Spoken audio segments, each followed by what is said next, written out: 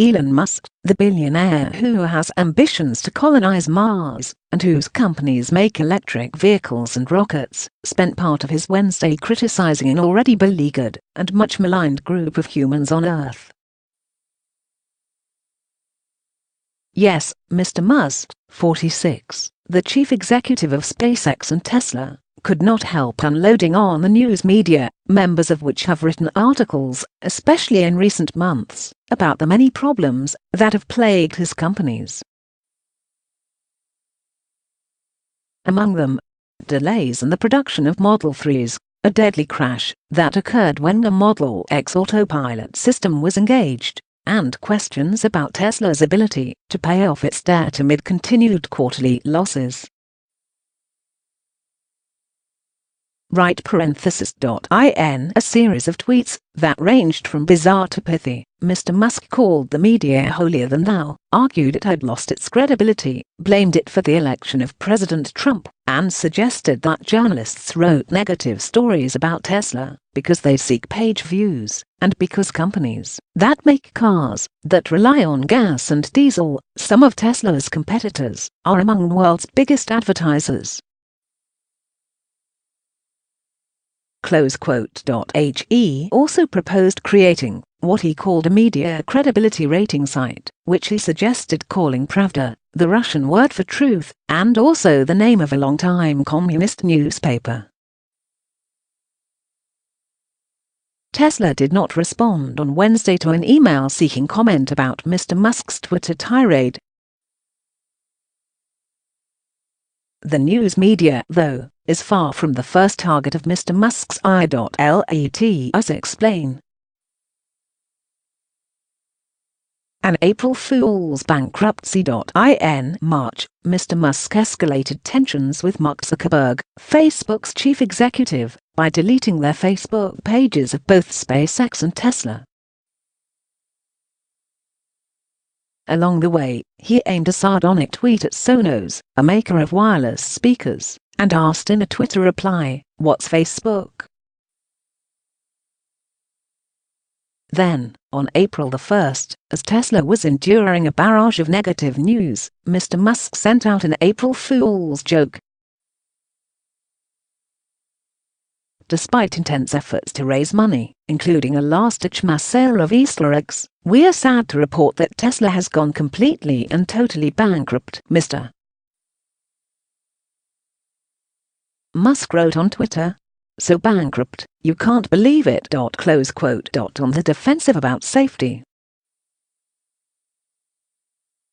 By mid-April, Mr. Musk had another problem on his hands. Workplace injuries. In an article published on April 16, the Center for Investigative Reporting, a non-profit news organization, catalogued a number of serious injuries experienced by Tesla factory workers. The article said that Tesla's injury rate exceeded the industry average in 2016, and that the company had chosen not to report certain episodes as required under California labor law. In a blog post, Tesla said the article had incorrectly counted some injuries that actually occurred away from the car plant and had relied on outright inaccurate information. Days later, California's job safety watchdog said that it was investigating a recent incident at the automaker's factory in Fremont that left a worker hospitalized with a broken jaw.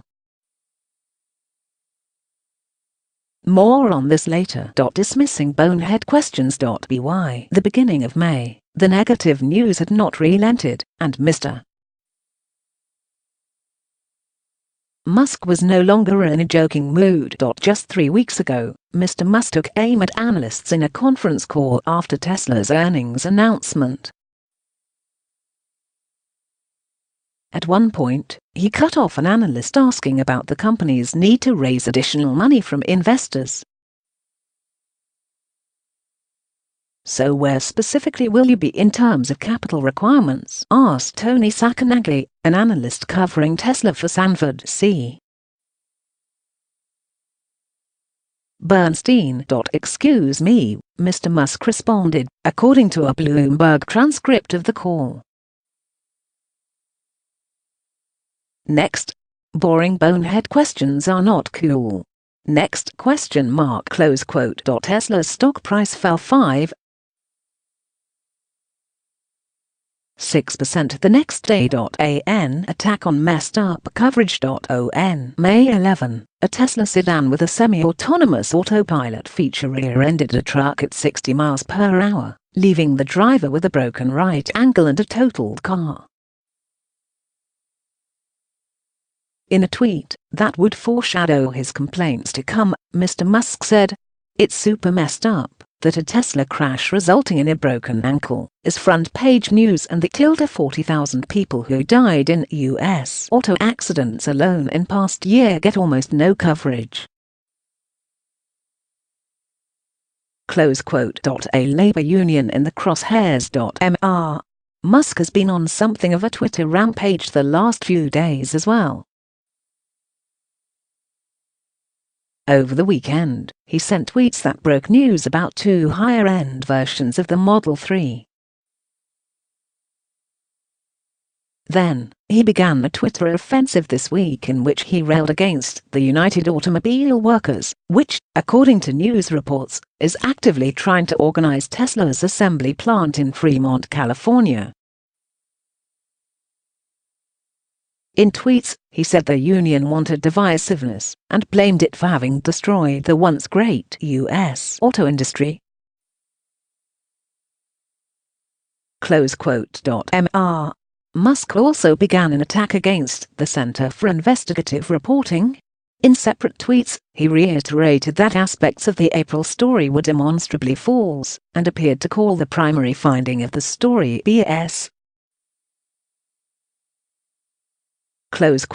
Calling out hypocrisy. On Wednesday afternoon, the news website Electrek published an article that appears to have perfectly captured Mr. Musk's mounting frustration with the media. The article pointed out that the media has been having a field day with Tesla crashes and Model 3 delays lately, which has affected the company's stock, and it highlighted a note put out by an auto analyst for the financial services firm Baird. The note argued that all the negative reports are increasingly immaterial, and that because we have hit a peak in negative coverage/sentiment, the company's stock could rally as that sentiment improves. On Dealbook, Elon Musk, cryptocurrencies and more. Mr. Musk retweeted a link to the article and commented, "The holier-than-thou hypocrisy of big media companies who lay claim to the truth, but publish only enough to sugarcoat the lie, is why the public no longer respects them." Thus began the tweet storm in which Mr. Musk made all the remarks mentioned at the beginning of this article.